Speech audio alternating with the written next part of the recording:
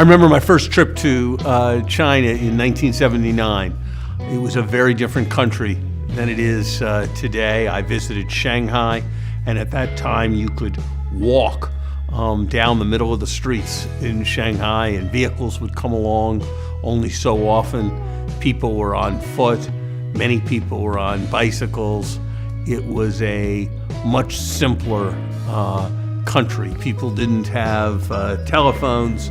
You couldn't see Western products in any markets. It was a very, very different country. And what the Chinese people have accomplished in the 39 years since reform began in 1979 is truly remarkable.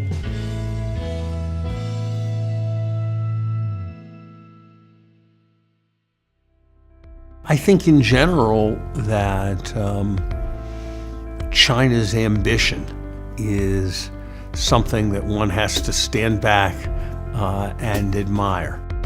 I think it's a tribute to the strength of Chinese culture, the educational system of China, the work ethic and creativity of the Chinese people. If you have economic incentives, if you let people respond and they're able to keep what they make and they're able to benefit from being more productive, and you unleash that human energy, great things can happen.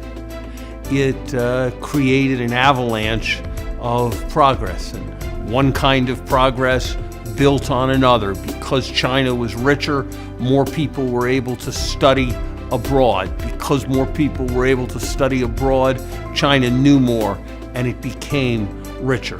Because there was more wealth, there was more investment. And because there was more investment, there was more wealth. And so in so many ways, there were these virtuous circles that enabled China to grow rapidly. I followed the One Belt, One Road initiative very carefully since its inception.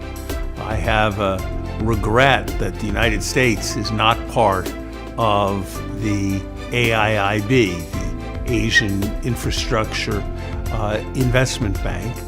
And I think that this is potentially something that is profoundly important because of the connectivity that it is going to bring. The route from Europe to Asia and from Asia back to Europe is historically one of the great trade routes of mankind, but it has lagged behind in recent decades. And I think there's enormous potential in the work that China is doing to strengthen it.